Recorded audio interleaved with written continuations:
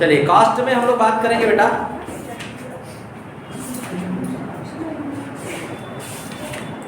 ठीक।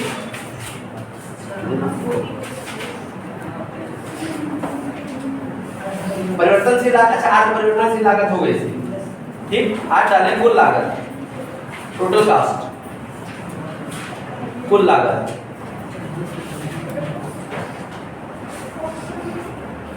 ठीक। Total cost, total cost बराबर fix cost plus variable cost. यानी जब स्थिर लागत और परिवर्तनशील लागत को जोड़ दिया जाता है तो हमारा क्या आ जाता है, कुल लागत आ जाता है। जब स्थिर लागत और परिवर्तनशील लागत को हम जोड़ देते हैं तो हमारा, या स्थिर लागत और परिवर्तनशील लागत का संयुक्त स्वरूप ही कुल लागत। लिख लीजिए कि जब स्थिर लागत और परिवर्तनशील लागत को जोड़ दिया जाता है, को जोड़ दिया जाता है तो इसे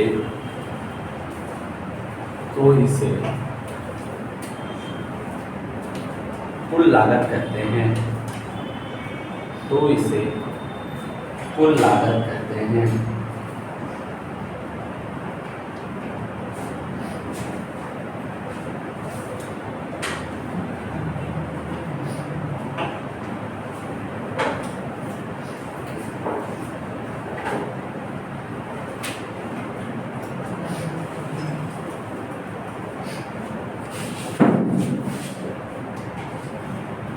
ठीक।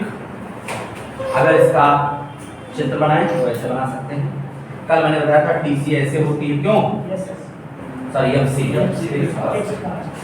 फिक्स कास्ट ऐसे होती है, वेरिएबल कॉस्ट ऐसे होती है, ठीक। और टोटल वेरिएबल कॉस्ट ऐसे, ठीक। उसमें वेरिएबल कॉस्ट टोटल कॉस्ट दोनों मिली हुई बना लीजिए।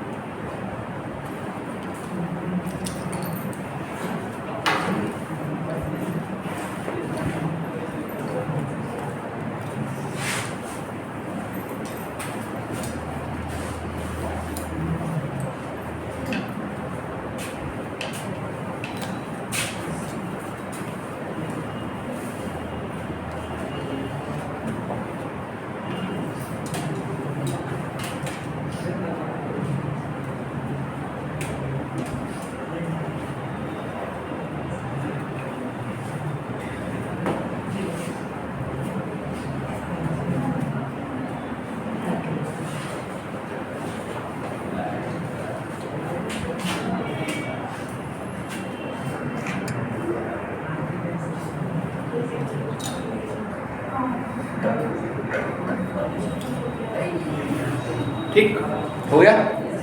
अगला लिखिए औसत लागत, एवरेज कास्ट। एवरेज कास्ट,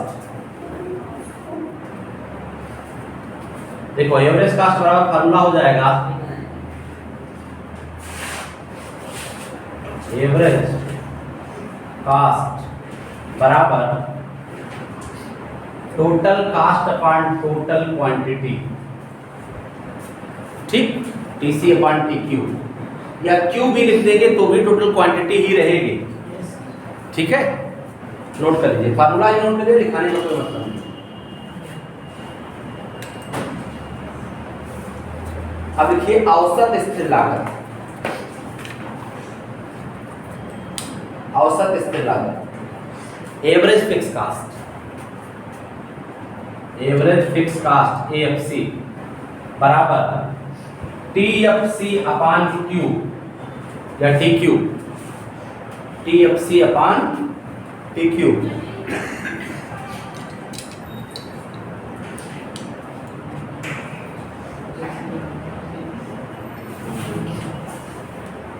ठीक। क्लियर?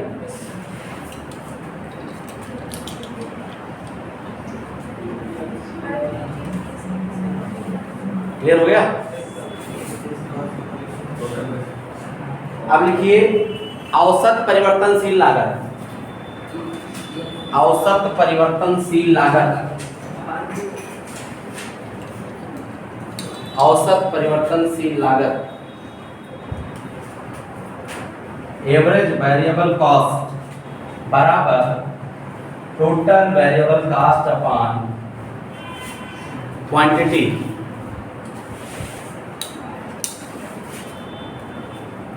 ओके,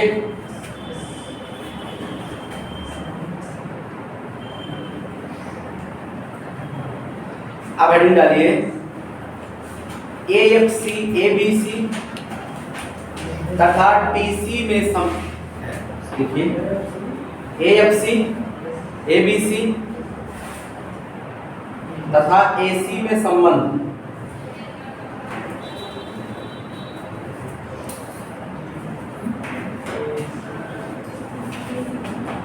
यानी औसत स्थिर लागत, औसत परिवर्तनशील लागत और औसत लागत, इनमें संबंध कैसा? ठीक, किसमें किसमें? देखिए फिक्स कास्ट तो फिक्स रहती है बेटा, लेकिन एवरेज फिक्स कास्ट बदलती रहती है। ठीक है, कैसे? देखो फिक्स कास्ट 10,000 लगा, मान लिया 1 यूनिट बनाते हैं तो 10,000 और 100 यूनिट बनाते हैं तो 1,000, नहीं 100 यूनिट बनाते हैं तो कितना? 100। भाई 1 यूनिट बनाते हैं तो 10,000 और 100 यूनिट बनाते हैं तो 100 से डिवाइड कर दिया। तो फिक्स कास्ट तो स्थिर रहती है, लेकिन ये एवरेज फिक्स कास्ट हो गई, ये बदलती रहती है। जैसे जितना ज़्यादा उत्पादन करोगे उतना ज़्यादा लाभ आपको। ओके, समझ में आ गया? पक्का?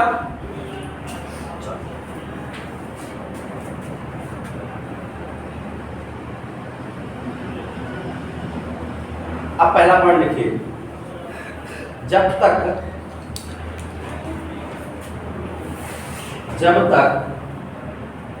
औसत स्थिर लागत, जब तक औसत स्थिर लागत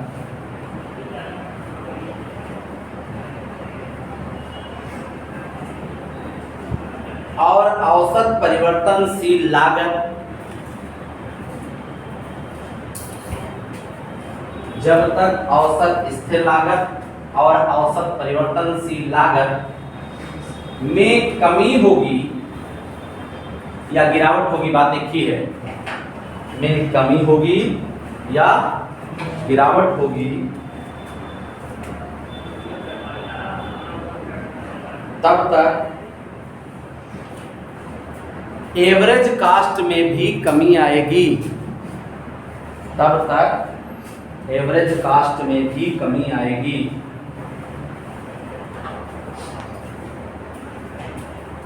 एवरेज कास्ट में भी कमी आएगी।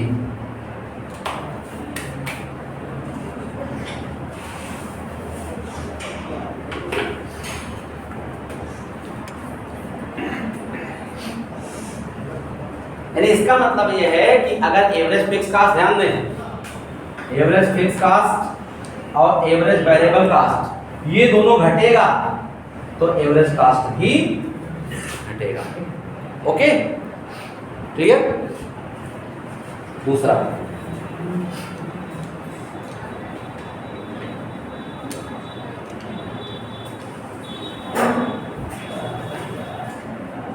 कि जब AFC और ABC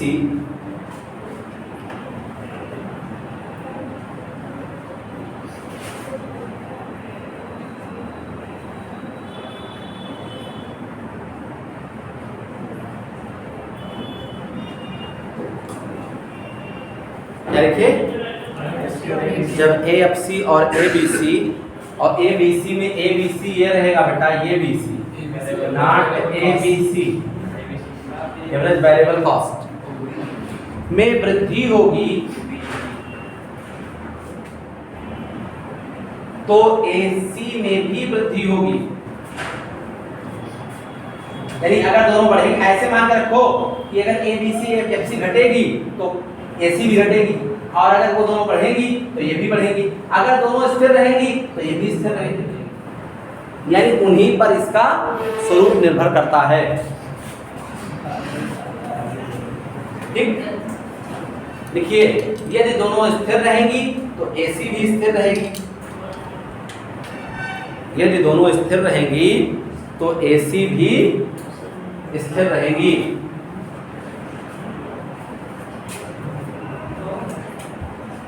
तो AC भी स्थिर रहेगी।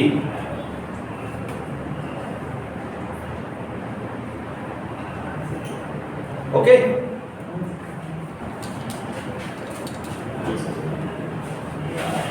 समझ में आ गया? पक्का?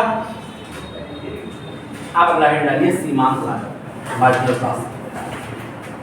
सीमांत लागत, मार्जिनल कॉस्ट।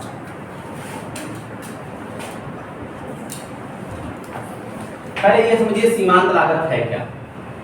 ठीक, नाम ही है सीमा अंत लागत। अगर आप किसी भी चीज की सीमा अंत करते हैं, उससे जो लागत आती है उसे हम सीमांत लागत। जैसे मान लिया सपोज कि 10 यूनिट आप बना रहे थे, आपका 100 रुपए खर्चा हो रहा था, आपने 12 यूनिट बनाना शुरू कर दिया, कितना खर्चा होगा? कितना?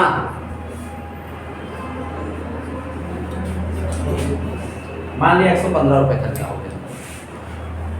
ठीक, तो जो ये 15 रुपए खर्चा हुआ, 15 बढ़ा कितने यूनिट पर? 2 पर। तो 1 पर कितना? 7.5। यही मार्जिनल कास्ट। 10 लोगों को खाना बन रहा था, एक कोई और आ गया, तो उसमें क्या क्या और लगेगा?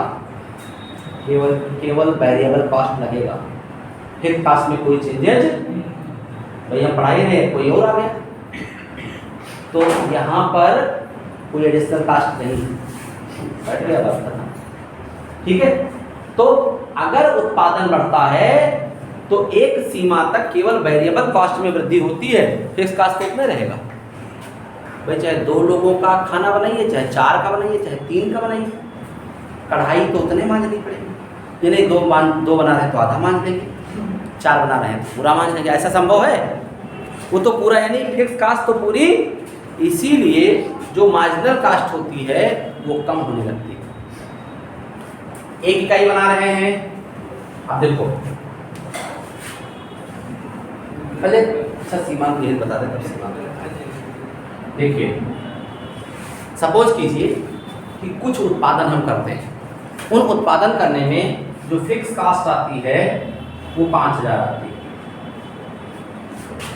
ठीक, और वेरिएबल कास्ट आती है 100 रुपए यूनिट। वेरिएबल कास्ट 100 रुपए यूनिट।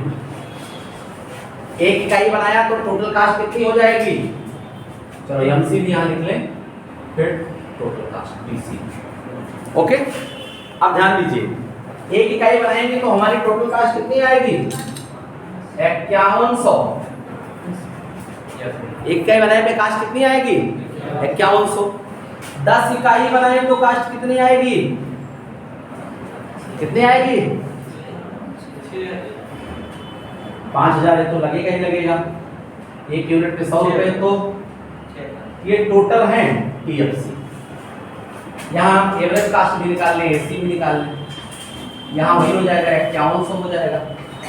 ठीक, अब ध्यान दीजिए 6000 पीसी कितनी? 6000 को 10 से डिवाइड कर दिया तो कास्ट कितनी आ गई? तुरंत देखिए कम हो गया। एक यूनिट बनाओगे 5100 रुपए की, और 600 अगर 10 यूनिट बना लोगे तो कितने में? चलो 100 यूनिट बना लेते हैं। और ये 10,000, सीसी कितना हो गया? 15 डिवाइड बाय 100 कितना? कहाँ का लागत कितनी आ रही थी, अब लागत कितनी आ गई? समझ में आया? फैक्ट्री इसीलिए मजा काटती और दर्जी इसीलिए मारा जाता है बेचारा। वो एक शर्ट काटता है और एक शर्ट सीता है। मशीन में 1000 शर्ट के एक नंबर की कटाई एक साथ होती है। क्या नंबर शर्ट लगता है आपको? बताओ क्या नंबर शर्ट लगता है? तो बताइए यहाँ बैठा हुआ उसको क्या नंबर पढ़ना लगता है? ये हाल है भारतीय ग्रामर।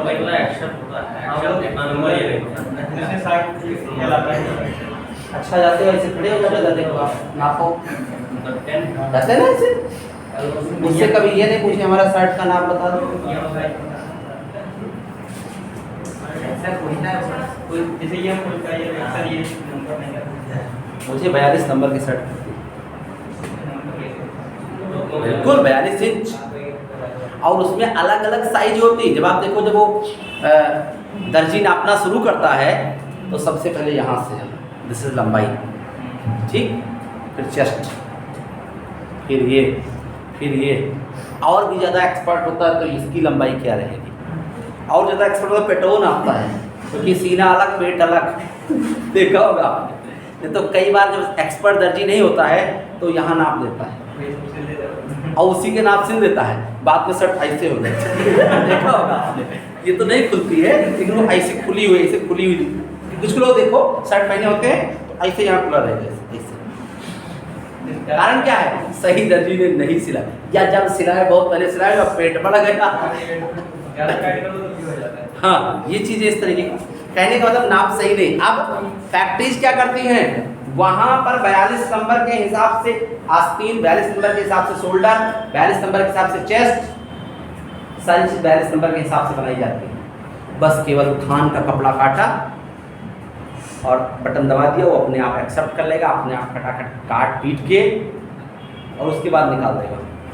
आप बैठे हुए दर्जी सिलना शुरू कर दें, उनको काटने में समय नहीं लगाना है, केवल सिलने में समय लगाना है। इसीलिए 200-250 रुपये में, 300 रुपये में, 500 रुपये में जितने में सिलाई लगती है उतने में बढ़िया शर्ट मिल जाती है।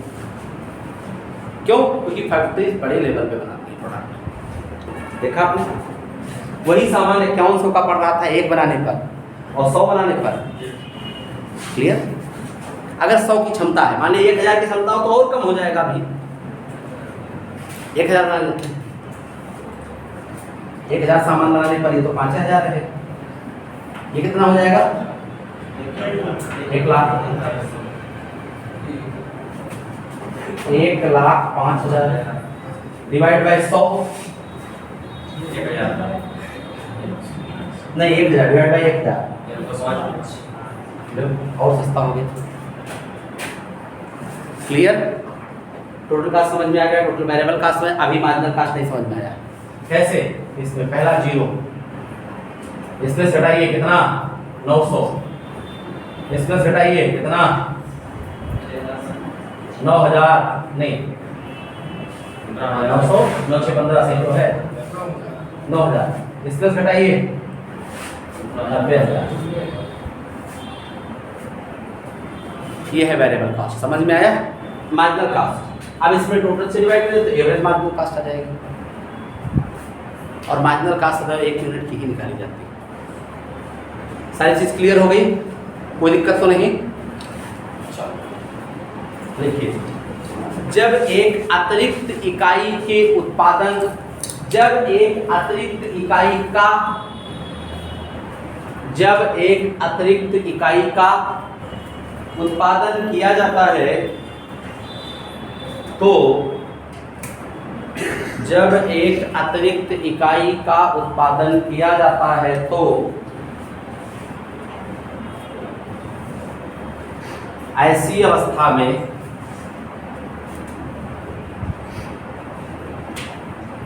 जो अतिरिक्त लागत लगती है या आती है,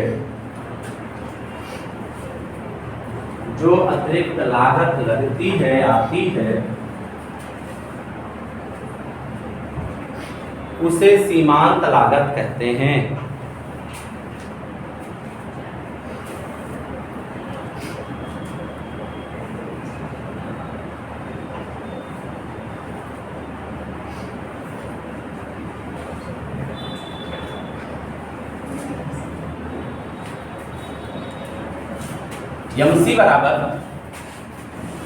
MC बराबर डेल्टा TQ अपान डेल्टा Q, डेल्टा TC अपान डेल्टा Q। डेल्टा समझते हैं हम, जो अतिरिक्त वृद्धि होती है उसको हम डेल्टा के नाम से जानते हैं। ठीक, जो अतिरिक्त वृद्धि होती है उसे हम डेल्टा के नाम से जानते हैं। ठीक, क्लियर हो गया? पक्का? ठीक,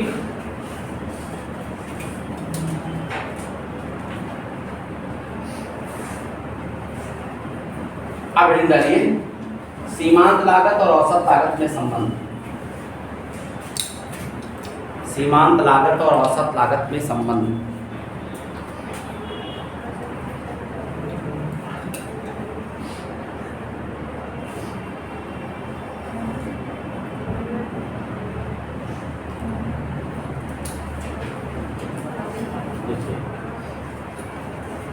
मूल्य निर्धारण में एसी और एमसी का विशेष महत्व है।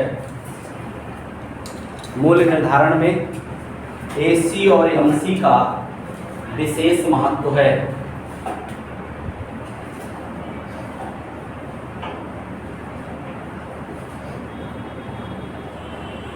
किसी फर्म की वस्तु का मूल्य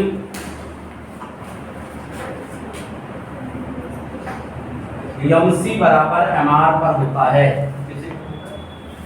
किसी फर्म के वस्तु का मूल्य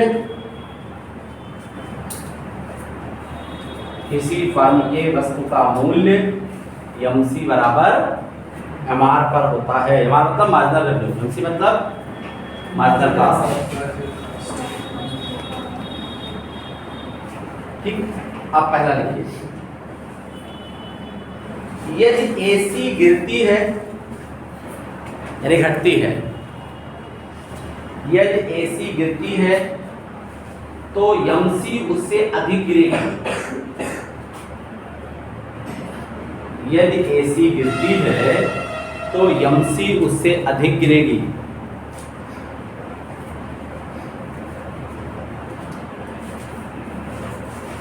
तो एमसी उससे अधिक गिरेगी।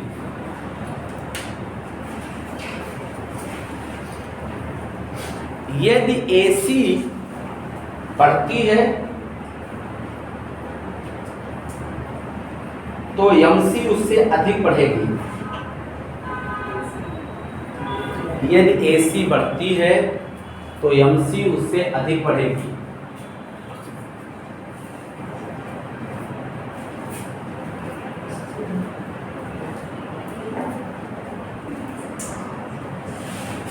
ठीक, एसी वक्र को एमसी वक्र,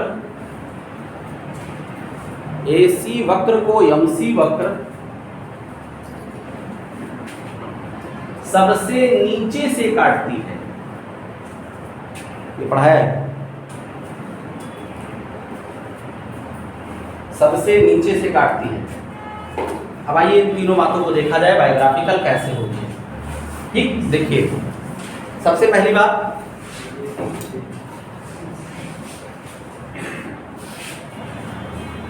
ठीक, हमने बताया कि एसी का हमारी ऐसी होती है बेटा, ठीक, उल्टा गिलास, ठीक, यू के आकार की। अब हमने बताया यदि एसी गिरेगी तो एमसी इससे अधिक गिरेगी। यदि एसी गिरेगी तो एमसी इससे अधिक गिरेगी। यदि एसी उठेगी तो एमसी इससे अधिक उठेगी। क्लियर? और एसी को एमसी सबसे नीचे से काटती है।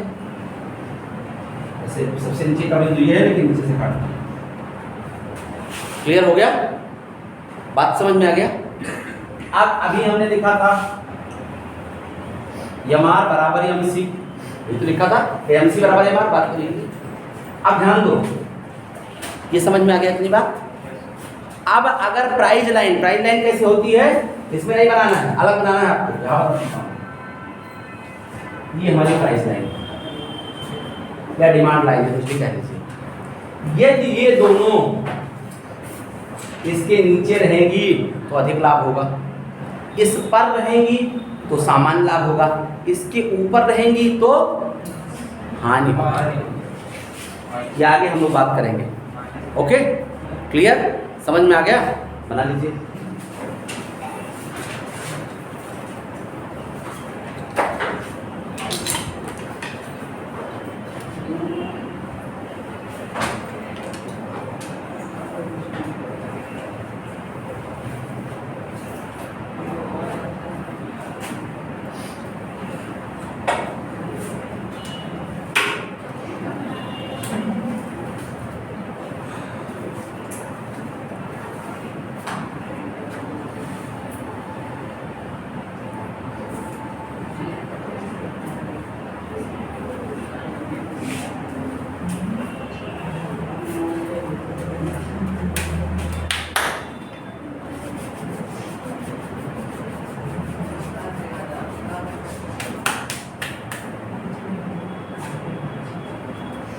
ठीक, समझ में आ गया? आप अपना हिंट डालिए।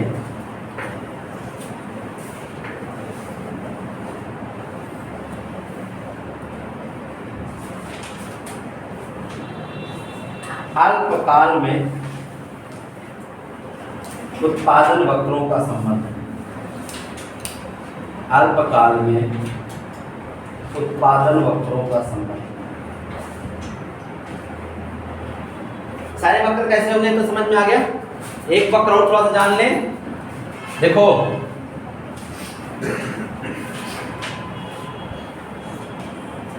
फिक्स कास्ट हमारा कैसा होता है? इस तरीके से। क्यों? लेकिन अगर एवरेज फिक्स कास्ट की बात करें तब वो इस तरीके से हो जाएगा,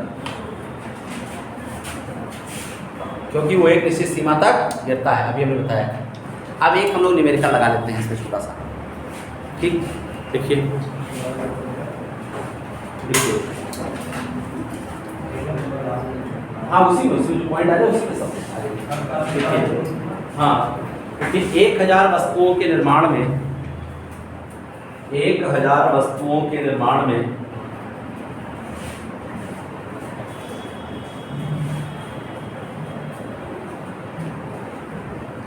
₹20,000 स्थिर लागत,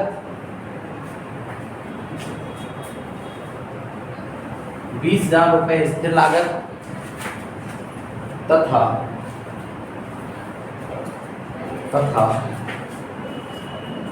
100 रुपए प्रति परिवर्तनशील लागत लगती है।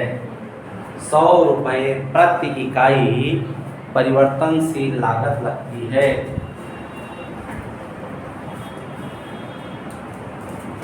परिवर्तनशील लागत लगती है। ओके,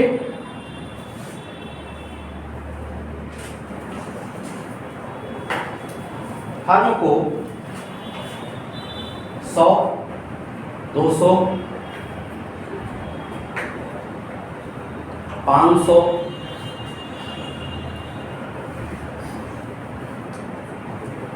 के उत्पादन की सारणी बनाइए, के उत्पादन लागत की सारणी बनाइए।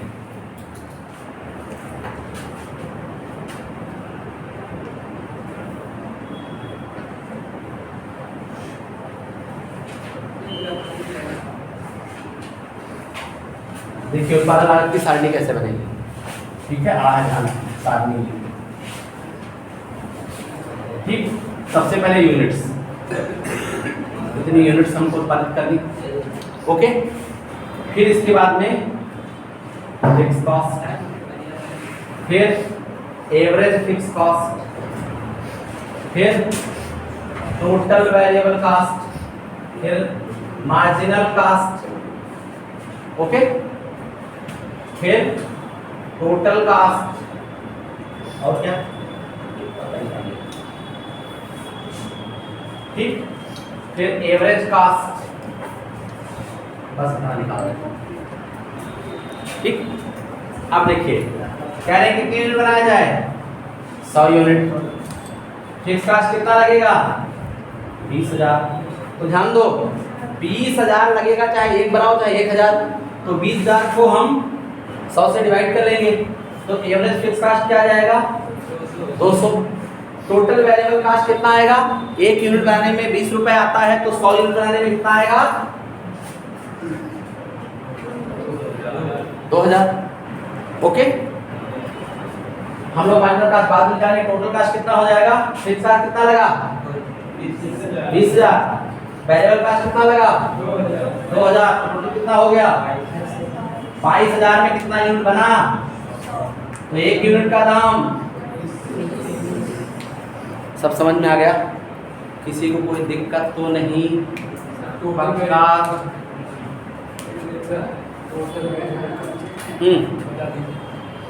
टोटल वेरिएबल कास्ट, एक यूनिट का दाम कितना है वेरिएबल? 100 है। अब उसमें 100 कहाँ है?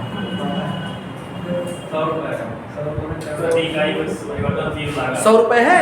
अरे हम 20 रुपए समझते थे यार। कोई बात नहीं, हम आदमी बात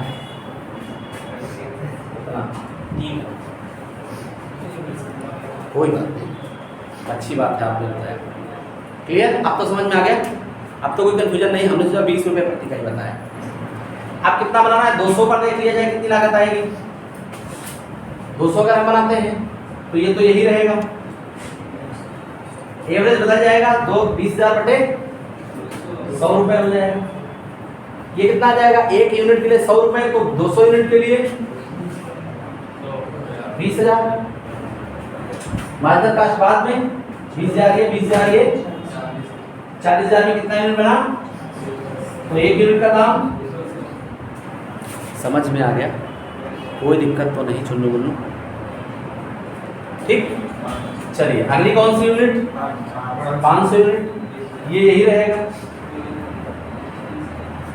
ये कितना हो जाएगा?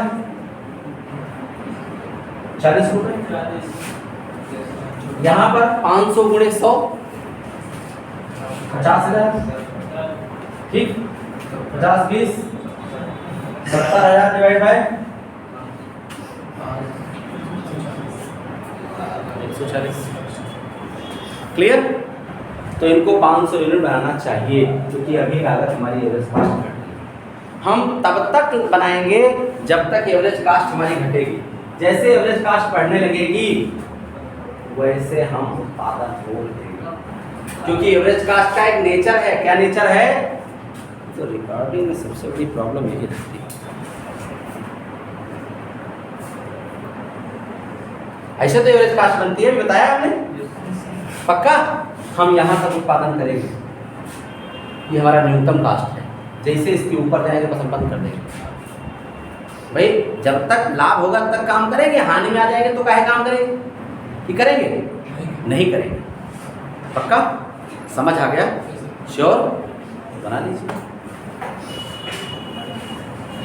ये क्वेश्चन में दिया है कि निकालना को प्रैक्टिस करिए और घर पे सारे उदाहरण निपटा डाला करो, खूब पढ़ो। आज तक कहीं पेपर नहीं निकला कि पढ़ते पढ़ते फलाने मार गए हैं? एक बात बताओ, खूब पढ़िए।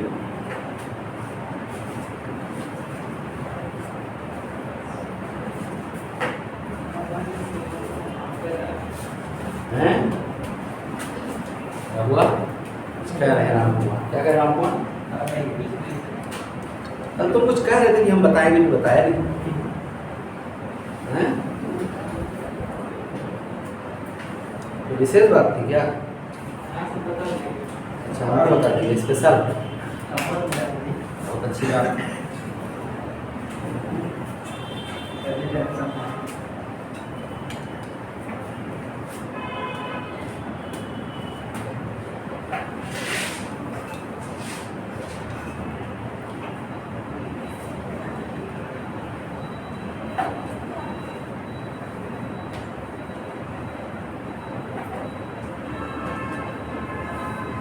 ठीक,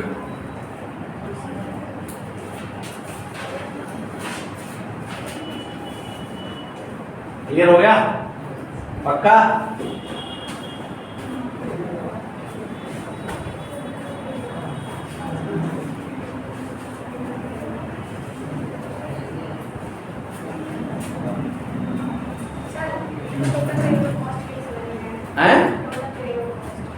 टोटल वेरिएबल कास्ट नहीं समझ में आया? एक इकाई बनाने पर बेटा कितना लगता है? 100 रुपये। कितने इकाई बना रहे हैं? 100, तो 100 गुणे 100 बराबर एक इकाई बनाने में 100, तो 200 इकाई बनाने में। बिल्कुल भी हिचक नहीं, कोई चीज़ ना समझ में आए तो आप पूछो, ठीक? एकदम पक्का हो जाए तब कमरे से निकलिए। हाँ, नहीं तब तक पूछते रहो तब समझ में ना आए। सबको क्लियर हो गया? और पूछने में कोई शर्म नहीं, शर्म ससुराल में करना, यहाँ नहीं। चलो ओके, चलो एक क्वेश्चन मैं बोलता हूँ, लगा के दिखाओ। हाँ मार्जिनल इसका निकाल दें। मार्जिनल कास्ट इसका क्या करें? टोटल से निकाल दीजिए। इसका 0, इसका 10,000, इसका 30,000। अब पर यूनिट निकालोगे तो इससे डिवाइड कर दोगे, पर यूनिट आ जाएगा। ओके, मार्जिनल कास्ट का फार्मूला होता है बेटा एमसी बराबर TCN माइनस 1। ठीक है, ये मार्जिनल कास्ट के आगे फार्मूला नोट कर लीजिएगा। कुल मिला के ऐसे ध्यान रखो, नीचे वाले में से ऊपर वाला घटा दो, हैं? अपने आप आ जाएगा। अंतिम में से पहला घटा दो, अंतिम में से पहला घटा दो। हाँ, तब सब याद हो जाएगा ऐसे। चलिए लिखिए, क्वेश्चन दे रहे हैं। 500 सामग्री के उत्पादन में 5000 अस्थायी लागत,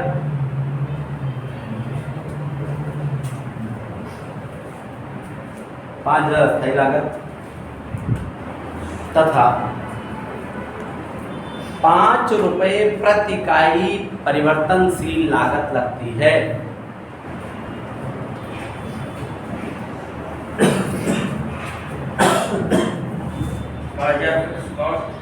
एक कास्ट 5000 और वेरिएबल कास्ट 500 रुपये पर यूनिट।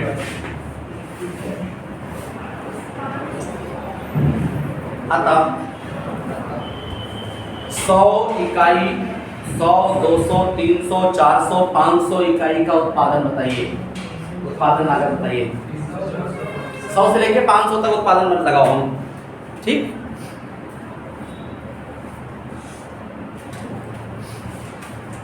एक काम और कर लो, उसमें क्वेश्चन में, हाँ क्वेश्चन लिख दीजिए, ऊपर जो लिखे हैं आप कितना 500 इकाई, उसको लिख लीजिए 300 इकाई, ऊपर वाला, हाँ 300 इकाई, ठीक ऊपर।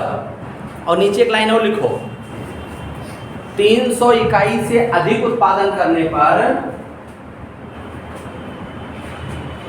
अस्थाई लागत 20,000 हो जाती है।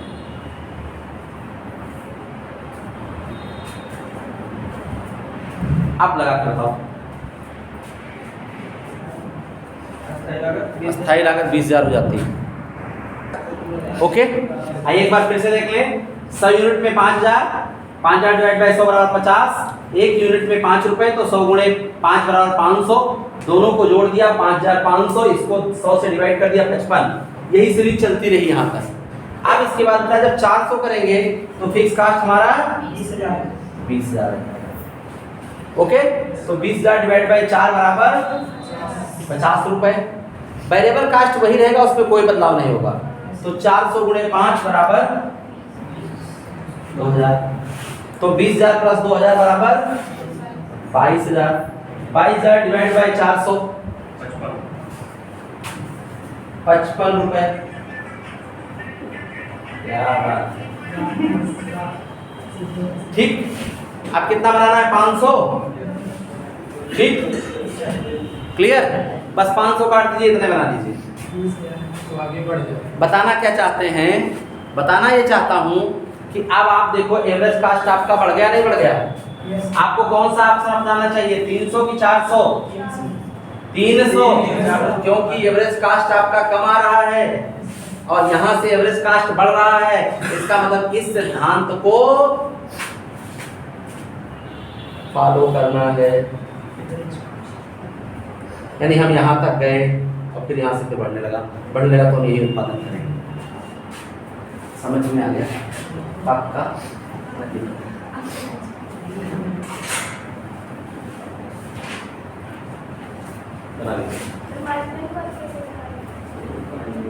बस बताया तो, इसमें से घटाते चले जाओ। फार्मूला लिखा तो है TCN माइनस TCN माइनस 1। जैसे TCN ये हो गया, इसमें से घटा दीजिए। TCN ये हो गया, इसमें से घटा दीजिए। नीचे वाले में से ऊपर वाला घटा दीजिए, बस मिल जाएगा। ओके, समझ में आ गया? पक्का?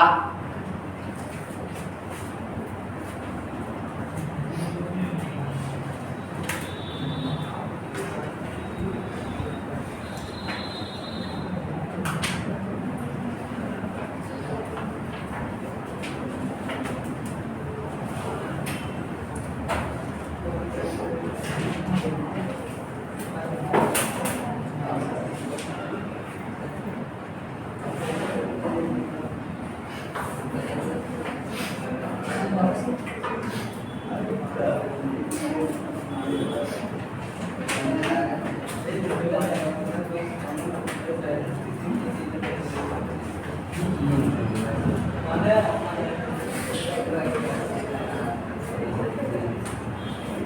है,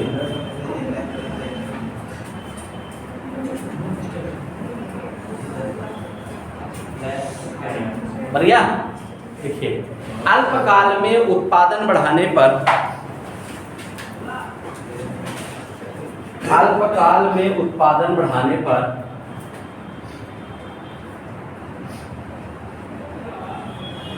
अल्पकाल में उत्पादन बढ़ाने पर औसत लागतें एक सीमा तक घटती हैं। औसत लागतें एक सीमा तक घटती हैं।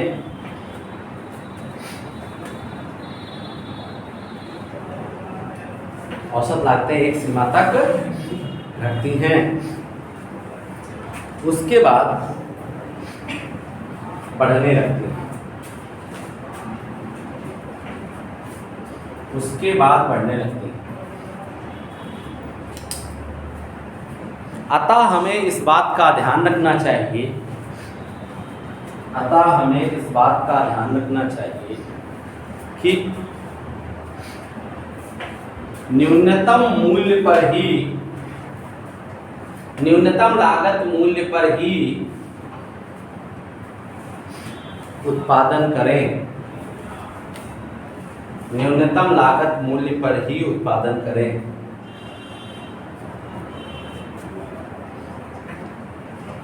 न्यूनतम लागत मूल्य पर ही उत्पादन करें।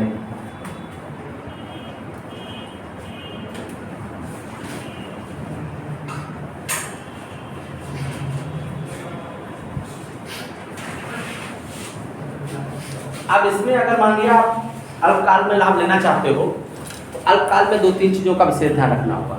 एक तो आपको तकनीकी परिवर्तन का ध्यान रखना होगा। तकनीकी परिवर्तन लॉन्ग समय में होता है, ठीक। अल्पकाल में हम केवल और केवल परिवर्तनशील साधनों में बचत करके बचत कर सकते हैं। अस्थायी साधनों में बचत हमारे दीर्घकाल में होती है। जैसे आपने देखा होगा, दिवाली में मिठाई ज़्यादा बनाना है तो दुकानदार दुकान तोड़वा के ज़्यादा नहीं कर लेता है, दुकान के बाहर चौकी लगा देता है, टेंट लगवा लेता है। देखा होगा आपने, दिवाली में सारे मिठाई के दुकान वालों पर टेंट लग जाते हैं। वो बर्तन मिस्त्री को ज़्यादा नहीं करता है, बस उनसे ओवर टाइम करा लेता है। अभी वो 8 घंटे काम कर रहे हैं, वो 16 घंटे, भाई दिवाली है जाना नहीं है, आपको 16 घंटे काम करना है। जो कई बार क्या रहता है, जैसे जब लोगों के यहाँ काम धाम या सीजनल वर्क रहता है तो मजदूरों से ज़्यादा काम लेते हैं, लेबर से ज़्यादा काम, से ज़्यादा कर्मचारी से ज़्यादा काम लेते हैं। तो इस तरह की चीज़ें लगती रहती हैं। समझ में आ गया?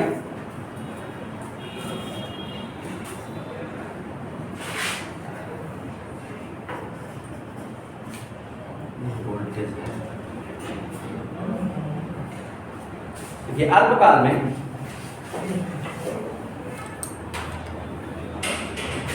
में परिवर्तनशील साधनों पर ध्यान देकर, अल्पकाल में परिवर्तनशील साधनों पर ध्यान देकर उत्पादन को बढ़ाया जा सकता है, उत्पादन को बढ़ाया जा सकता है।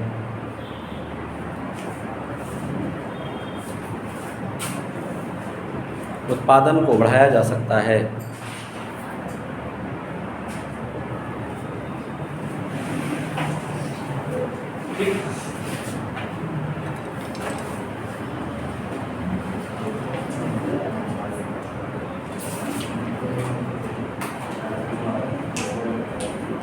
अब लिखिए दीर्घकालीन संबंध। क्या ऐसा भी हो सकता है कि सभी श्रेणियों का मार्जिनल कॉस्ट बराबर आए? बिल्कुल, मार्जिनल कॉस्ट बराबर आती है। मार्जिनल कॉस्ट सबका जैसे मार्जिनल कॉस्ट सभी श्रेणियों की बराबर है। डिवाइड करो आप, सभी मार्जिनल कॉस्ट निकाल लो, उसकी संख्या से डिवाइड करिए, सभी की बराबर आएगी। एवरेज मार्जिनल कॉस्ट सबकी बराबर आएगी। ये जो मार्जिनल कॉस्ट मार्जिनल कॉस्ट की बात कर, मार्जिनल कॉस्ट ही कह रहे हैं, सभी श्रेणियों में बराबर आएगी। इसके पहले वाले में 10,000 आया, 30,000 आया, 10 आया, तो उसको डिवाइड करेंगे ना टोटल यूनिट से। इसमें तो इसमें डिवाइड किया गया था। क्या बिना डिवाइड किए? हाँ। मतलब कि तो हो सकता है डाटा उस तरीके से ले लिया गया हो, 100 से डिवाइड और कोई बात नहीं, उसके लिए परेशान नहीं। ठीक है, कई बार ऐसा डाटा हो गया कि बराबर आ जाए। ठीक, अगला लिखिए दीर्घकालीन संबंध। देखिए दीर्घकाल में सभी साधन परिवर्तनशील होते हैं। दीर्घकाल में सभी साधन परिवर्तनशील होते हैं, अतः हमें अपने उत्पादन को बढ़ाने के लिए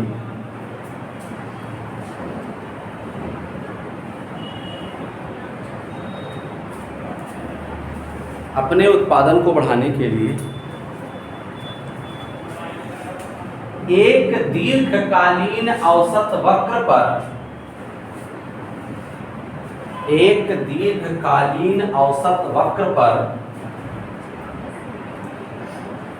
कई अल्पकालीन औसत वक्र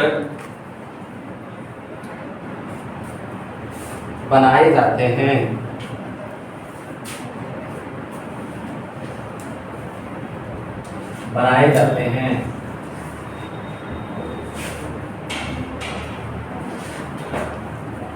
ठीक, क्लियर? कैसे देखिए,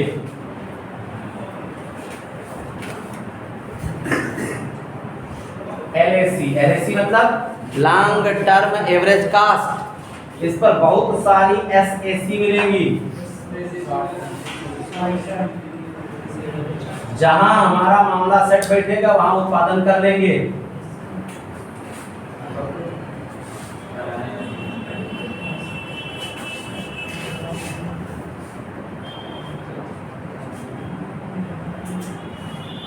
नहीं किया,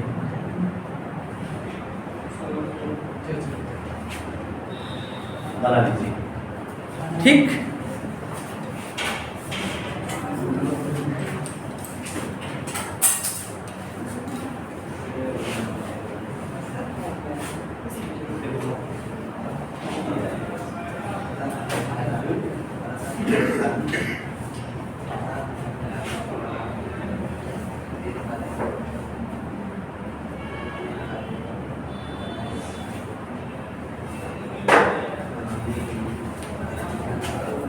ओके, समझ में आ गया? निकल रहा है बिजली का।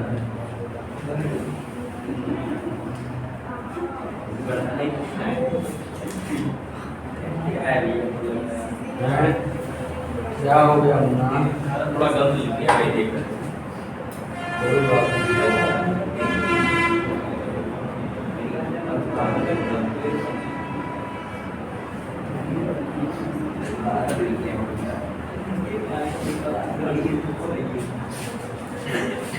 देखिए है क्या कि दीर्घकालीन औसत वक्र पर कई अल्पकालीन औसत वक्र बने हुए हैं। तो अल्पकाल में हमें क्या हो सकता है, हानि हो सकती है, थोड़ी कम हानि हो सकती है, थोड़ी कम लाभ हो सकता है, थोड़ी और हानि हो सकती है, थोड़ी और हानि हो सकती है। लेकिन दीर्घकाल में जब हम देखेंगे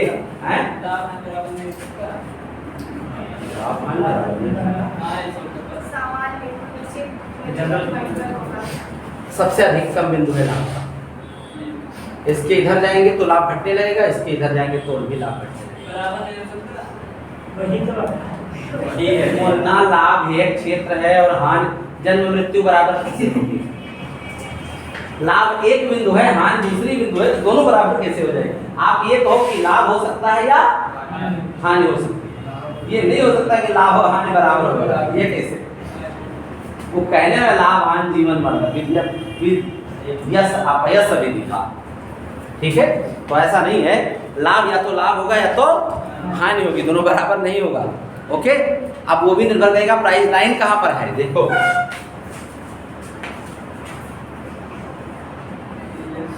प्राइस लाइन हमारी ये, और ये भी कब, ये पूर्ण प्रतियोगिता की दशा में है। अगर आप पूर्ण प्रतियोगिता में आएंगे तो प्राइस लाइन बदल जाएगी। अब अगर बेटा हमारा एवरेज कास्ट ये है, ये सामान्य लाभ की अवस्था है।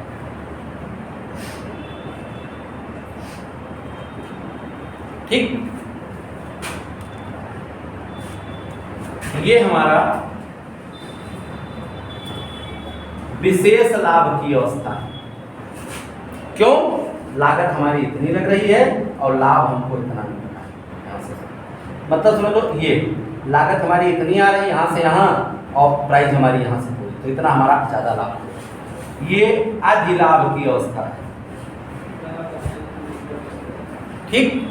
और ये जो है, ये हमारी प्राइस लाइन है और ये हमारी एसी। हम इतनी लागत लगा रहे हैं, इतनी यहाँ से यहाँ तक, और हम पा रहे हैं इतना, तो ये हमारी हानि है, ये हानि है। ठीक। इतना ही लगा रहे हैं, इतना ही पा रहे हैं, तो सामान्य लाभ। लगा रहे हैं इतना और पा रहे हैं इतना, तो ये एरिया लाभ की एरिया है। समझ में आ गया? आगे हम लोग इस पर डिस्कस करेंगे डिटेल। लेकिन अल्पकाल में ये तीनों अवस्थाएं हो सकती हैं। ये तीनों अवस्थाएं कब की हैं?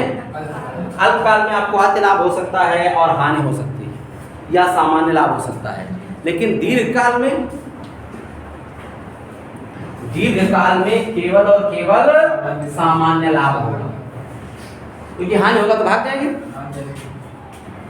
जैसे सुख, लोग बहुत सुख चाहते हैं ना, और दुख नहीं चाहते हैं, तो आपको सुख और दुख अल्पकाल में मिलेगा, पूरे जीवन को उठा लेंगे तो सामान्य अवस्था मिलेगी। ठीक। कुछ लोग चाहते हैं खाली सुख ही सुख रहे, तो दूसरे के हिस्से का ही आप ले लोगे क्या? चलो, तो दीर्घकाल में अगर हम देखेंगे तो दीर्घकाल में अवस्था सिर्फ यही होगी,